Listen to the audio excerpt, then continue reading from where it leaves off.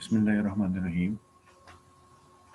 I'm Engineer Mohammad Zishan, and this is your lecture number 6, MT333. And in this lecture, we will discuss some important application of integration. In last lectures we will discuss the double integral and iterated integral or whatever something. So in this lecture, we'll start from some triple integral and some important applications of integration. So let's begin.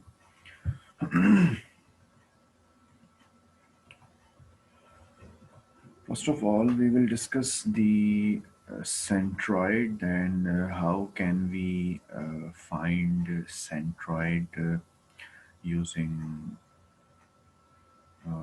integration.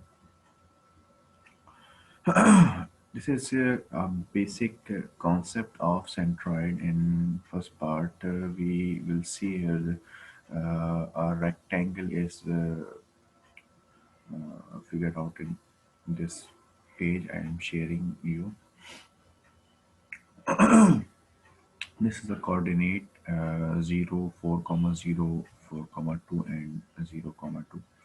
And if we want to find the centroid point, then centroid is the center of this shape or rectangle. So the center is obviously going to be exactly in the center of the plate at 2 comma 1. We can see uh, the point. If we move from 0 to 2, then this point is lying between 0 to 2, so it is a midpoint in y-axis, so it is 1. And if we move from 0 to 4 in x direction, then it is also a midpoint. Then it is the point is 2, it twice is 2. So 2 comma 1 is the center point. This center point may be uh, called as centroid point. Uh, this is a basic concept of centroid for recalling just previous concept. If we have more complex shapes, then we divide the complex shape into rectangles and find x and y. Means x bar means x coordinate of the centroid, and y bar means y coordinate of the centroid. By taking moments about the y and x coordinates respectively, हम जो है इसमें moments find करना होगा, और moment find करने का format मैं भी आपसे डिस्कस करूंगा. Because they are thin plates with a uniform density, we can just calculate moments using the area. Okay, इससे आगे बढ़ने से पहले मैं रिकॉल कर दूं कि इन प्रीवियस लेक्चर्स हमने एरिया फाइंड करना जो है वो सीखा था, और जो है वॉल्यूम फाइंड करना जो है वो देखा था. तो आज की इस लेक्चर में हमने सेंट्रॉइड और something moment of inertia and whatever और सम इम्पोर्टेंट मोर एप्लीकेशन, ये हमने जो है कुछ डिस्कस करने. तो सबसे पहले जो है वो हम सेंट्रॉइड पॉइंट को डिस्कस कर रहे हैं. और इस सेंट्रॉइड में जो बेसिक कॉन्सेप्ट मैं आपको दे सकता हूँ, यहाँ पर जो है मैंने आपको बात बताई कि सेंट्रॉइड क्या चीज़ है. हमारे पास centroid is the centre of the point of this shape of any geometrical shape. So if we talk about this problem, find the centroid of the shape. So we can see this is y-axis and this is x-axis, and this graph is in the both side of x-axis, positive side as well as negative side. So if we want this centroid point, then we have to divide this shape. Uh, so we can divide it with this point. We can see इस point से जो है वो इसे divide कर सकते हैं, और डिवाइड करने के बाद सिंपली आप इसे सेंट्रॉइड पॉइंट जो है वो मालूम कर सकते हैं. We divide the area into two rectangles and assume the mass of each rectangle is concentrated at the center. जब आप यहाँ से इस पर एक परपेंडिकुलर लाइन ड्रॉ करते हैं पॉइंट वन पर, so we can see this is the center point of this shape and this is the center point of this shape.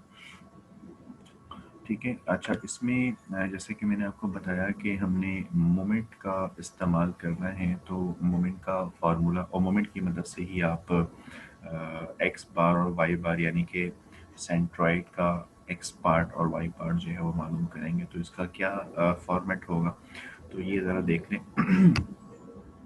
अगर आप लेफ्ट रेक्टेंगल का एरिया फाइंड आउट कर रहे हैं, तो एरिया फाइंड करने के लिए सिंपल लेंथ इनटू विड्थ करना होगा हमें।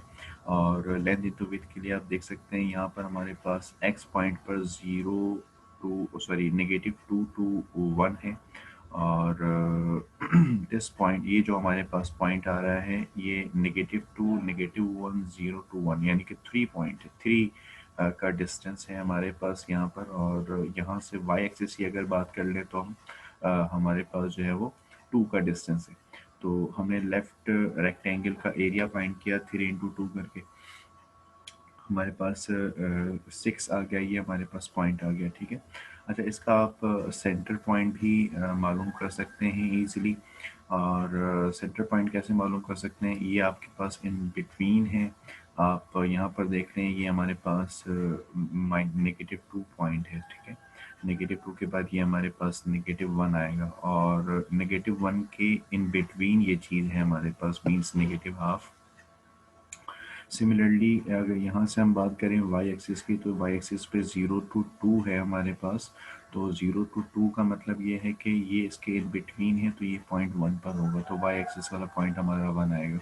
तो सेंटर जो है हमारे पास -1/2, 1 आ गया।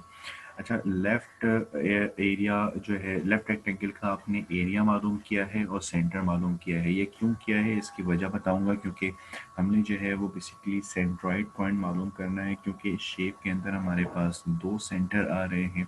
So what is the centroid point, तो ये एक मोमेंट वाले फॉर्मेट से हम जो है वो इसे फाइंड आउट करेंगे।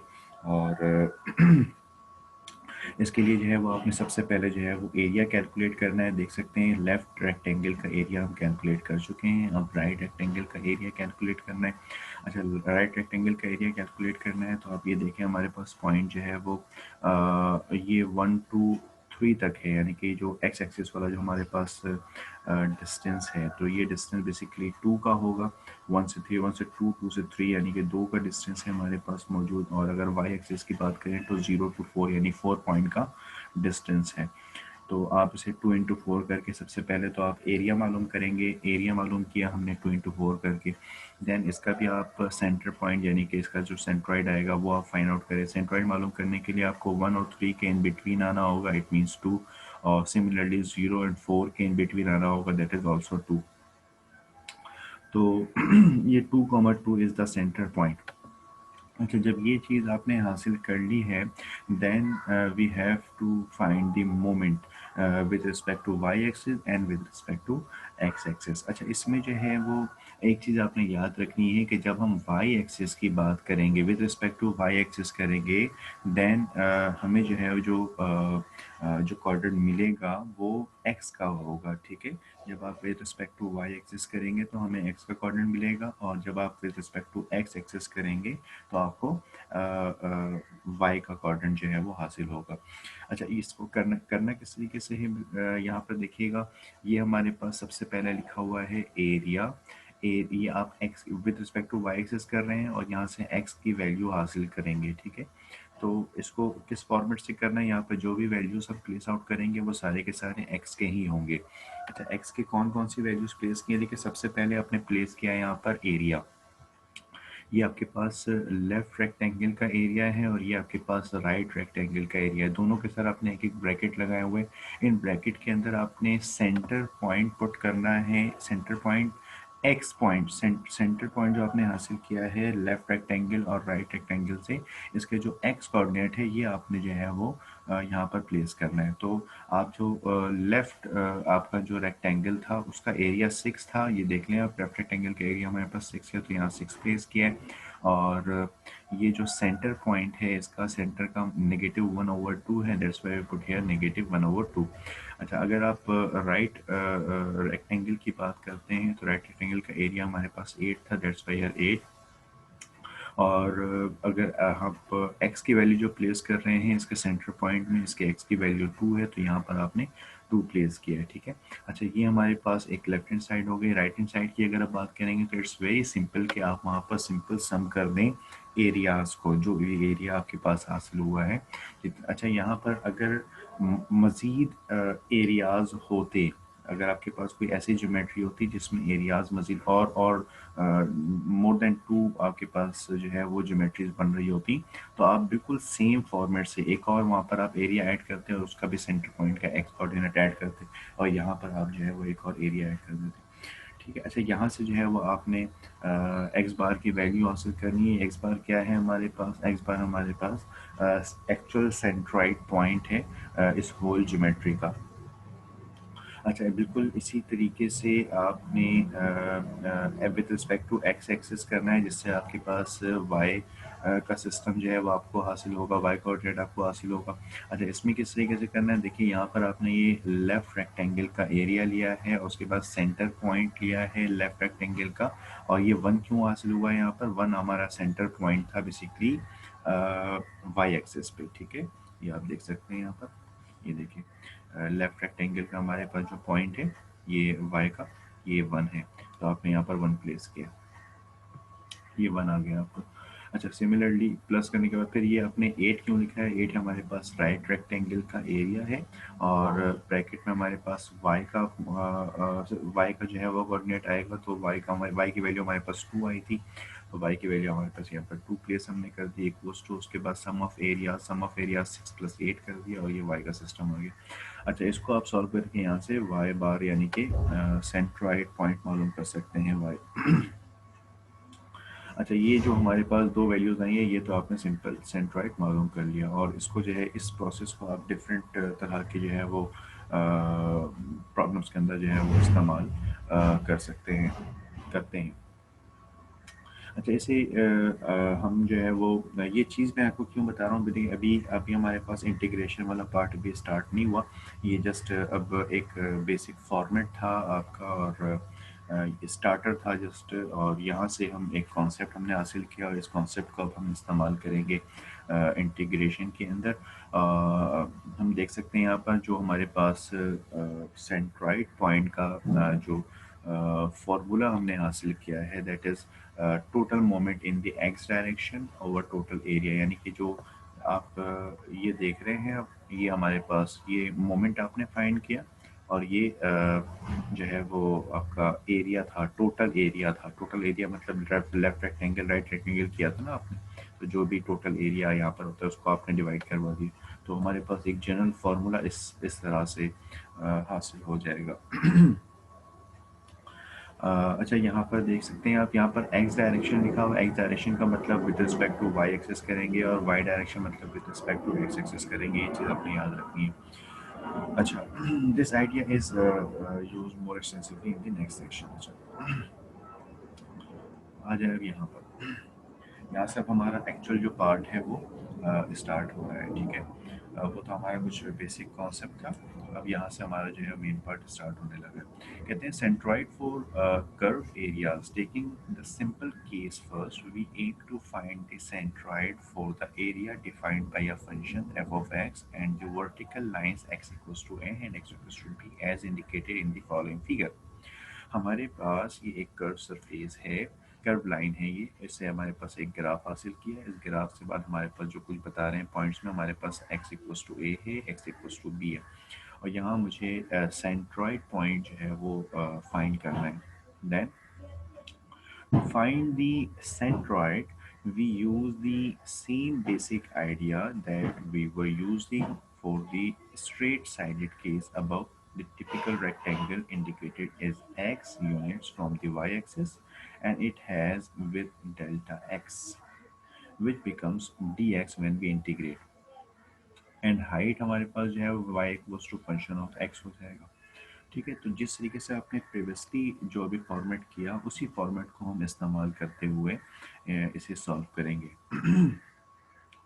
Generalizing from the above rectangular area case, we multiply these three values, यानी कि x है हमारे पास, फंक्शन ऑफ x है, एंड डेल्टा x आप इसे कह लें या फिर dx कह लें, which will give us the area of each thin rectangle times its distance from the x-axis.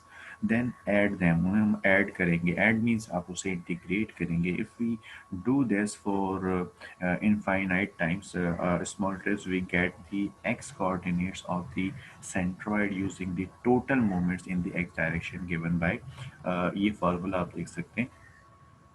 तो इस फार्मूले में जो है वो ये देखें, ये जो फार्मूला आपके पास लिखा हुआ है यही फार्मूला आप इस्तेमाल करते थे in previous, total moment over total area. तो टोटल एरिया जो है ये तो आपने बाहर प्लेस कर दिया। वैसे ही टोटल मोमेंट को किस तरह से सॉल्व किया है, अगर आप x की बात कर रहे हैं तो then we use here x and function of x। ठीक है, यहाँ पर ये देखिए ये x जो है ये मल्टीप्लाई होगा इस फंक्शन ऑफ x के साथ और ये dx के साथ, यानी कि ये डेल x है बेसिकली आपका अगर आप x डायरेक्शन की बात कर रहे हैं। अगर हम y की बात करें and considering the moments in the y direction about the x axis and re expressing the function in terms of y we have, अगर आप y के टर्म में करते हैं तो इससे आपने थोड़ा सा जो चेंजेस आएंगे वो कहाँ आएंगे कि आपके पास जो टर्म डेल x था अब वो आपका डेल y हो जाएगा, जो कि आफ्टर इंटीग्रेशन dy आप उसमें लिखते हैं। बाकी की चीज़ें हमारे पास सेम होंगी। हमारे पास देखिए total moment over total area है, तो एरिया अगेन आपने यहाँ पर बाहर प्लेस किया हुआ है और इंटीग्रेट किया है y and function of y को। ये फ़र्क याद रखिएगा, x function of x dx है हमारे पास, y function of y dy है। तो ये आपके पास x कोऑर्डिनेट और ये y कोऑर्डिनेट हमारे पास ये हासिल होगा यहाँ से। ठीक है, अच्छा आगे बढ़ते हैं। इसमें लिखा हुआ है notice this time the integration is with respect to y and the distance of the typical rectangle from the x axis is y unit. ठीक है, कह रहे हैं notice this time the integration is with respect to y। अब यहाँ पर आप with respect to y कर रहे हैं and the distance of the typical rectangle from the x axis, distance जो है हमारा ये आप देख सकते हैं यहाँ पर ये डिस्टेंस, ये इस डिस्टेंस की बात कर रहे हैं, इज y यूनिट, वो y यूनिट है हमारे पास, यानी कि डेल्टा y है हमारे पास। Also note the lower and upper limits of the integral are C D. अच्छा हमारे पास ये भी नोट करने वाली बात है कि जो लिमिट्स थे हमारे, जो पहले ए बी थे वो अब सी और डी हैं। ये सी और डी ये हमारे पास लिमिट्स हैं। पहले पहले वाले प्रीवियस केस में अगर आप गौर करें, प्रीवियस केस में वो ए बी थे, ये केस था हमारे पास। ठीक है, ये हमारे पास ये पॉइंट था, ये हमारे पास रीजन था और इस रीजन को आपने डेल एक्स कहा था और जो हमारे पास लिमिट्स है वो ए और बी थे। लेकिन अब की बार हमारे पास जो ये केस है, इस केस में हमारे पास जो ये रीजन है ये डेल वाई है और जो लिमिट्स हैं वो सी और डी हैं, which are on the y-axis. Of course, there may be rectangular portion we need to consider separately. Uh, यहाँ पर जो है यूज़ किया गया है different curve for the y case for simplification. तो अच्छा, एक तो ये केस आपने देख लिया। इस तरह का अगर कोई केस आता है तो आपने सिंपल ये फार्मूला आप देख रहे हैं, आप अगर एक्स कोऑर्डिनेट मालूम करना चाहते हैं तो आप इस फॉर्मेट से इस फार्मूले को इस्तेमाल करते हुए कर सकते हैं, और वाई का सिस्टम मालूम करना चाहें तो आप इस फार्मूले से कर सकते हैं। और इसके आगे हमारे पास मज़ीद एक केस है, इसमें कहते हैं centroid for areas bounded by two curves. अब देखिए यहाँ पर, और इन प्रीवियस केस हमारे पास जो है जस्ट एक कर्व था, लेकिन यहाँ पर इस वक्त हमारे पास दो कर्व मौजूद हैं। इन दो कर्व से हमारे पास completely एरिया फॉर्म हो रहा है। So we extend the simple case given above The typical rectangle indicated has with del x and height y2 minus y1. सबसे पहले तो ये जो विथ हमने हासिल की है इसको आप डेल एक्स कहते हैं या डी एक्स कहते हैं वटेवर। और जो ये जो हाइट आप देख रहे हैं it is Y two minus Y one means ये इट्स वेरी कॉमन, ये आप पहले से करते हैं इस तरह की चीज़ें। ये हमारे पास अगर वाई टू फंक्शन है, ये हमारे पास वाई वन फंक्शन है, तो ये जो हमारे पास इनर रीजन होगा that is Y two minus Y one. So the total moment in the x direction over the total area is given by, अब हमारे पास जो फार्मूलाज होंगे इसमें जो x और y के जो फार्मूलाज हम हासिल करेंगे वो देखिए उसमें चेंजेस कहाँ आई है। जस्ट ये चेंज आई है, जो आपका फंक्शन ऑफ एक्स था अब फंक्शन ऑफ एक्स की जगह इन्होंने क्या प्लेस किया हुआ है, Y two minus Y one place किया हुआ है। देखिए ये सिस्टम हमारा सेम है कम्प्लीटली। ये फार्मूला जो सबसे बिल्कुल स्टार्टिंग बेसिक कॉन्सेप्ट जो हमने हासिल किया था, तो ये हमारे पास फार्मूला है 1/a। लिमिट आपने इस वक्त a से b के लिए अप्लाई की हुई है। और यहाँ पर x मल्टीप्लाई होता था फंक्शन ऑफ x के साथ, इस वक्त x मल्टीप्लाई हो रहा है y2 माइनस y1 के साथ, क्योंकि y2 माइनस y1 हमारे पास ये वाली जो हाइट है, ये हाइट y2 माइनस y1। तो ये आपने जो है वो यहाँ से आप जो है वो x कोऑर्डिनेट जो है वो हासिल करेंगे। And for y coordinates we have two different ways we can go about it. लेकिन यहाँ पर क्योंकि ये जो सेकंड मेथड आपको यहाँ पर मैं भी बताऊँगा वो हर एक जगह वैलिड नहीं होता, इसलिए हम एक ही फॉर्मेट रखेंगे ताकि कंफ्यूजन ना हो। It's very simple technique also जो हम अभी कर रहे हैं, इसमें भी कोई वैसी मुश्किल चीज़ नहीं है। तो हम एक ही फॉर्मेट रखेंगे, बस मैं मेथड आपसे डिस्कस कर लूँगा कि किस तरीके से सॉल्व किया जाएगा अल्टरनेट मेथड के थ्रू। तो कहते हैं वाई कोऑर्डिनेट के लिए क्या कर सकते हैं, we take moments about the Y axis and so we will need to re express expression x2 and x1 as function of y। तो मतलब आप जो है वो पहले तो मोमेंट हासिल कर लें, और मोमेंट हासिल करने के बाद जो है वो उस जो भी आपके पास जो चीज़ रिजल्ट आई है उस रिजल्ट को आप जो है वो री एक्सप्रेस कर दें in the function of Y, यानी कि इस फॉर्मेट पर जो है वो आप इस चीज़ को लिख लें। पहले जो है वो इसकी जगह फंक्शन ऑफ वाई लिखा हुआ था, अभी फंक्शन ऑफ वाई को आपने x2 माइनस x1 करके जो है वो प्लेस किया। तो ये तो हमारा सेम फॉर्मेट है जिस फॉर्मेट से हम करते हुए आ रहे हैं। लेकिन अगर आप इसे यूज़ नहीं करना चाहें और दूसरे अल्टरनेट मेथड की तरफ मूव होना चाहें, तो we can also keep everything in terms of X by extending the alternate method given above. अब जो है वो अल्टरनेट मेथड में आप क्या करेंगे जनाब, यहाँ पर इन्होंने ये किया कि जो भी हमारे पास फंक्शन मौजूद था उस फंक्शन को उसी फॉर्म में रहने दिया है, यानी कि y2 को y2 के फॉर्म में ही रहने दिया है और y1 को y1 के, यानी कि आपने यहाँ से y2 की वैल्यू हासिल की इन प्रीवियस केस, ये जो आपने यहाँ से y2 हासिल की थी ये वाली, ये y2 आपने पॉइंट हासिल किया था, यहाँ से y1 वाला पॉइंट आपने हासिल किया था। इस y2 और y1 को, यानी कि x वाला सिस्टम जब आप हासिल कर लेंगे तो y वाला सिस्टम हासिल करना इजी है। तो आप y2 और y1 का ही इस्तेमाल करते हुए, यानी देखिए यहाँ पर स्क्वायर फैक्टर किया हुआ है, तो इनका इस्तेमाल करते हुए y सिस्टम हासिल कर सकते हैं। लेकिन ये हर जगह जो है ये मेथड जो है वो अप्लाइड नहीं होता। सम टाइम कुछ प्रॉब्लम्स ऐसे आते हैं जिसमें यहाँ पर प्रॉब्लम आ जाती है जिसकी वजह से इसकी जो रेंज है वो कम है। तो हम जो है वो एक्चुअल जो फर्स्ट मेथड को फॉर्मेट को यूज़ करते हुए आ रहे हैं वही मेथड ही इस्तेमाल करेंगे। इस वक्त ये थोड़ा सा आपको लेंदी लगेगा as compare to this one, but इसकी रेंज हमारे पास ज़्यादा है। और ये हमारा जो है वो फेल हो जाएगा अगर किसी पॉइंट पर, तो फिर प्रॉब्लम होगी। वो दो मेथड से जैसे ये आपने याद रखना है कि सम टाइम अगर आपको इजी लगता है किसी पॉइंट पर तो वहाँ पर आप ये मेथड ऑफ कोर्स इस्तेमाल कर सकते हैं। लेकिन अगर जो है वो कहीं पर प्रॉब्लम आ रही हो तो आप इस मेथड को छोड़ दें, जिस मेथड से आप सॉल्व करते हुए आ रहे हैं उसी मेथड से आप सवाल को सॉल्व करें। अच्छा, एक प्रॉब्लम है हमारे पास इसी से रिलेटेड, वो प्रॉब्लम जो है वो हम डिस्कस करेंगे। यहाँ प्रॉब्लम में कह रहे हैं find the centroid of the area bounded by y equals to X cube where x equals to 2 and the x-axis. Here is the area under consideration. अच्छा, ये हमारे पास जो है वो फंक्शन का ग्राफ हासिल किया है, y equals to X cube का सिमिलर ग्राफ बनता है ऐसे। एक्स की वैल्यू आपको 2 बता दी गई है ऑलरेडी, तो एक्स की वैल्यू 2 बता दी गई है, मतलब ये है ये 0 से लेकर के 2 तक की वैल्यू या यहाँ से यहाँ तक की मूवमेंट है इसकी।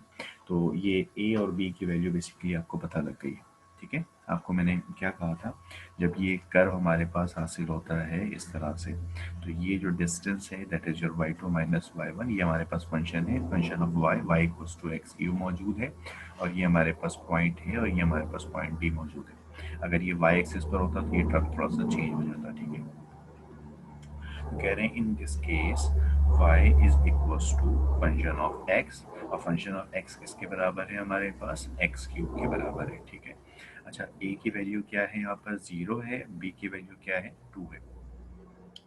We find the shaded area first, ये सबसे पहले तो आप इसका जो कंप्लीट रीजन है वो फाइंड कर लें। तो इसका शेडेड रीजन का एरिया मालूम करना नॉट अ बिग डील, कोई मसले की बात ही नहीं है। आपको एरिया मालूम करने के लिए प्रीवियसली इन प्रीवियस लेक्चर जो है लेक्चर नंबर 5 में आपने ये चीज़ सीखी है, आपने जस्ट सिंपल इंटीग्रेट करना है और लिमिट अप्लाई कर देनी है। तो आप यहाँ पर ऐसे इंटीग्रेट कर दें, इंटीग्रेट करेंगे, देखिए फंक्शन हमारे पास किसके बराबर था, एक्स क्यूब के बराबर था, आपने सिंपल ऐसे इंटीग्रेट किया। इंटीग्रेट करने से यू विल गेट एक्स की पावर 4/4 मैन अप्लाइंग लिमिट 2,0 है, और लिमिट अप्लाई करने से आपके पास जो रिजल्ट आएगा 16/4 से ये 4 आ जाएगा। ठीक है, तो एरिया यहाँ से आपने आसानी से हासिल कर लिया। अच्छा, उसके बाद जो है वो next using the formula for the x coordinate of the centroid, जब एरिया हमारे पास आ चुका है तो अब आपने क्या करना है, अब आपने एक्स कोऑर्डिनेट हासिल करना है सेंट्रॉइड पॉइंट का। सेंट्रॉइड पॉइंट का एक्स कोऑर्डिनेट हासिल करने वाला फार्मूला जो है याद रखें, फार्मूला क्या है हमारे पास, 1/a and integrate of x function of x D x. ये फार्मूला मैंने आपसे प्रीवियस ऊपर डिस्कस किया। अच्छा, यहाँ पर हमारे पास फंक्शन ऑफ एक्स जो है वो सिंपल मौजूद है, function of X is X cube, so we place here X cube. And area जो है ये आप मालूम कर चुके हैं, एरिया की वैल्यू 4 आई है, यहाँ पर आपने ये 4 प्लेस कर दिया। ए और पी जो है ये लिमिट पॉइंट है, लिमिट पॉइंट आप जानते हैं 0 से 2 की तरफ है ये। अच्छा, ये जो हमारे पास एक्स क्यूब है it's multiplied with X form X की पावर 4, एंड अगर आप इसे अब इंटीग्रेट करेंगे इट विल बिकम एक्स की पावर 5/5, एक्स की पावर 4 था तो एक्स की power 5/5, then applying limit, limit apply करने के बाद जो नेट रिजल्ट आएगा हमारा वो आएगा 1.6। ठीक है, ये आपने हासिल कर लिया।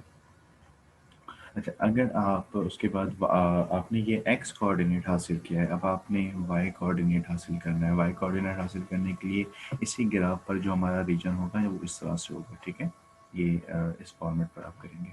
पहले आपने ये वर्टिकली रखा हुआ था, अब आपने ये हॉरिजॉन्टल किया हुआ है। अच्छा, इस पॉइंट पर जो है हमारे पास ये जो पॉइंट आपको डिफाइंड है, कहाँ कहाँ रीजन डिफाइंड है, तो ये देखें यहाँ कह रहे हैं x1 is equals to y power 1/3। अच्छा, ये कैसे आया हमारे पास, ये आपको फाइंड आउट करना पड़ेगा, खुद से जो है कैलकुलेट करना पड़ेगा। ये कोई ऐसे इसमें मुश्किल चीज़ नहीं है, मैं यहाँ से आपको बता देता हूँ। ये देखिए, ये हमारे पास है ना y equals to X cube, तो अगर आप x की वैल्यू हासिल करना चाह रहे हैं तो आप जो है वो 1/3 जैसे होता है हमारे पास, इस पावर 3 को अगर आप एलिमिनेट करना चाहते हैं तो 1/3 वैल्यू आपको चाहिए होगी। तो अगर आप 1/3 वैल्यू पावर लेते हैं बोथ साइड पर, या आप इसको क्यूब रूट कह दें, तो क्यूब रूट लेने की वजह से यहाँ पर पावर 1/3 हो जाएगा, जबकि यहाँ ये वाला 3 आपका एलिमिनेट हो जाएगा, तो it will become X equals to Y की पावर 1/3। वो यहाँ से आया है। ठीक है, तो ये हमारे पास x की वैल्यू यहाँ से हासिल हो जाएगी, और सिंपल यहाँ पर जो हमारे पास x2 की वैल्यू है वो 2 है, ये हम ऑलरेडी जानते हैं, मतलब ये 0 से लेकर के 2 तक का पॉइंट है, ये पॉइंट हम जानते हैं ऑलरेडी। तो ये जो रीजन होगा हमारा, इस रीजन को क्या नाम देंगे जनाब, इस रीजन को नाम देंगे आप x2 माइनस x1 का।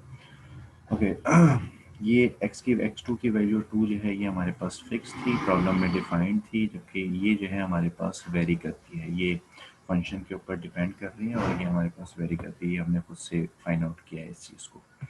ओके, अच्छा, उसके बाद हमारे पास जो वाई एक्सिस की लिमिट, अब लिमिट्स चेंज हो जाएंगी ना। पहले हमारे पास लिमिट जो है वो ए और बी थी, तो अब हमने लिमिट्स चेंज कर देनी है। लिमिट्स हमारे पास 0 to 8 हो जाएगा। ये पॉइंट हमें ऑलरेडी डिफाइंड थे, 0 to 8 ये वैल्यू हमारे पास ऑलरेडी डिफाइंड थे। तो सी की वैल्यू 0 से स्टार्ट होती है और डी की वैल्यू पर 8 पर जाकर के ये एंड हो जाती है। तो ये हमारे पास इसके लिमिट्स पॉइंट भी आ गया। अब सिंपल हमने क्या करना है, फॉर्मूला प्लेस करना है।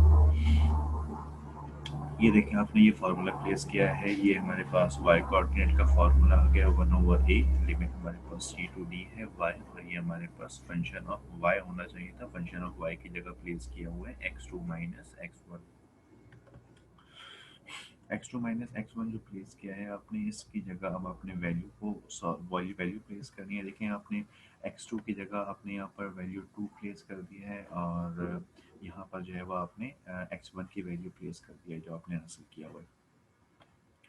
तो x2 माइनस x1 किया आपने, ये वैल्यू प्लेस कर दी है। वैल्यू प्लेस करने के बाद आप इस y की टर्म से इसे मल्टीप्लाई करना है। Very simply it's become 2y and it is y की पावर 4/3। और उसके बाद आप सिंपल इसे इंटीग्रेट करना है। इंटीग्रेट करने के बाद जब आप लिमिट अप्लाई करेंगे, ये लिमिट हमारा जो पॉइंट होगा वो होगा 0 to 8। अच्छा, ये लिमिट अप्लाई करने के बाद जो आपका रिजल्ट आएगा दैट इज़ 2.29। तो ये हमारे पास जो है वो बेसिकली सेंट्रॉइड पॉइंट आ गया इस शेडेड एरिया का। सही, तो ये एक एप्लीकेशन थी हमारे पास इंटीग्रेशन की। और आपने जो है वो इससे पहले डबल इंटीग्रल की बात की थी। अभी हम जो है वो इसी लेक्चर नंबर 6 के अंदर ट्रिपल इंटीग्रल के कुछ फॉर्मेट भी देखेंगे। जस्ट एप्लीकेशन जो है वो देखते जा रहे हैं। एरिया आपने देख लिया है, आपने वॉल्यूम फाइंड करना देख लिया है आपने। अभी अभी इस लेक्चर के अंदर पार्ट 1 के अंदर जो है वो हमने सेंट्रॉइड जो है वो फाइंड करना जो है वो सीखा है।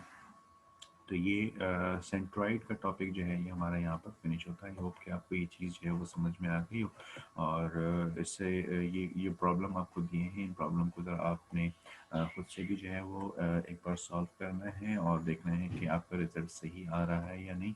अगर कोई प्रॉब्लम होती है तो you can ask in classroom, और लाइव सेशन में भी जो है वो आप पूछ सकते हैं। तो इंशाल्लाह नेक्स्ट इस लेक्चर के नेक्स्ट पार्ट में जो है वो नेक्स्ट एप्लीकेशन के साथ जो है वो फिर दोबारा जो है वो अपने पार्ट को स्टार्ट लेंगे। सो टिल टेक केयर, अल्लाह हाफ़िज़।